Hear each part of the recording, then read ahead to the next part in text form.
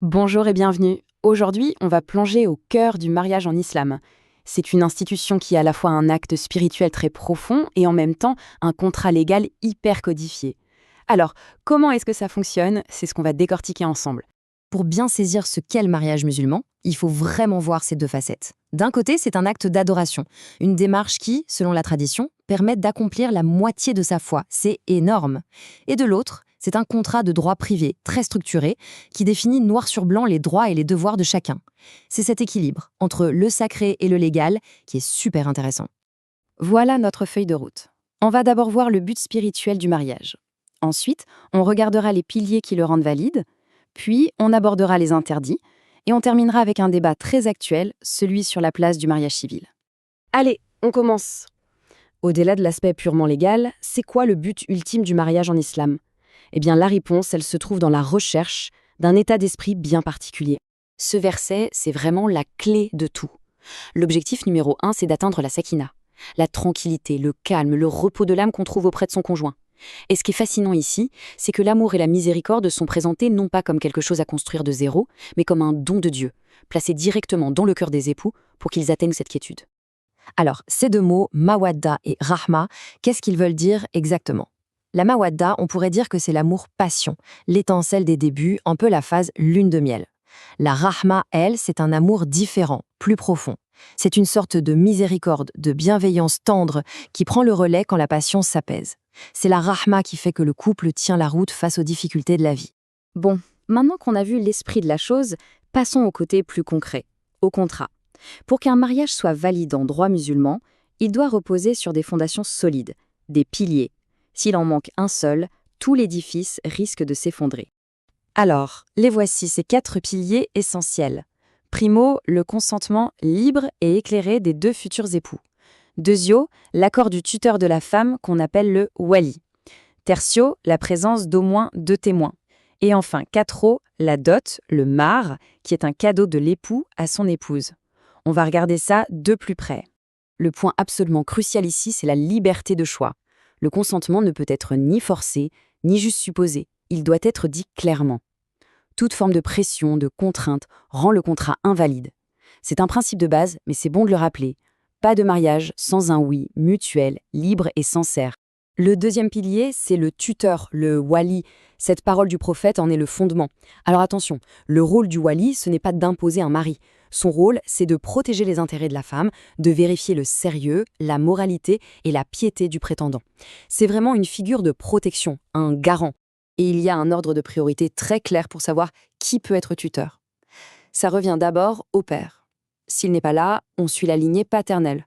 Le grand-père, puis le fils, les frères, les oncles. C'est très codifié. Et si, pour une raison ou une autre, aucun parent de cette lignée n'est disponible ou apte, ce rôle est alors confié à une autorité musulmane locale, comme un juge ou un imam. Parlons du mahar, la dot. C'est important de bien comprendre ce que c'est. Ce n'est absolument pas un prix d'achat. C'est un cadeau obligatoire que l'époux fait à l'épouse. C'est son droit exclusif, ça lui appartient à elle seule. Ça symbolise l'engagement de l'homme et le sérieux de sa démarche. D'ailleurs, un mariage est considéré comme nul si le mahar n'est pas fixé. Et enfin, les témoins.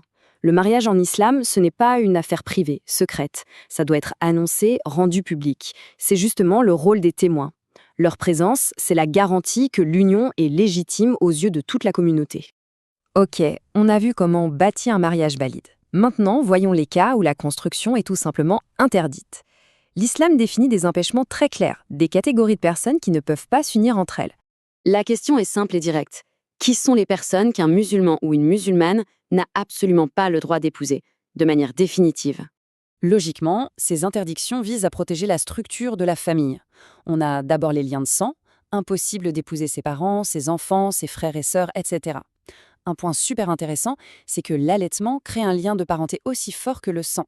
Une femme qui allaite un bébé devient sa mère de lait et les mêmes interdictions s'appliquent. Il y a aussi les liens créés par le mariage, comme avec les beaux-parents, et puis il y a une interdiction liée à la foi. Un homme non musulman ne peut pas épouser une femme musulmane.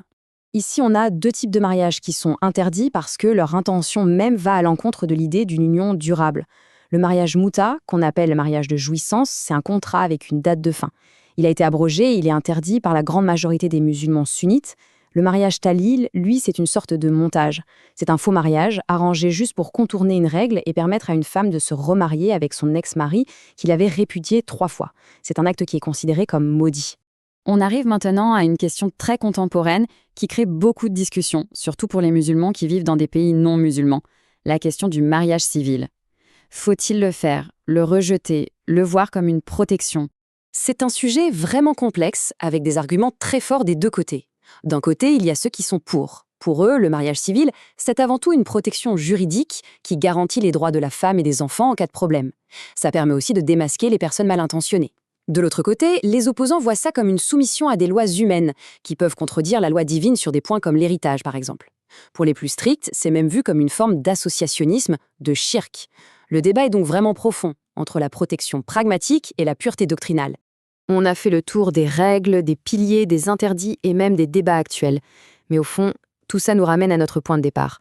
Comment faire, dans le monde d'aujourd'hui, pour que ce contrat, avec toutes ses conditions, reste avant tout un chemin vers cette fameuse tranquillité, cet amour et cette miséricorde qui sont le but spirituel de toute l'histoire? C'est peut-être ça le véritable défi du mariage aujourd'hui.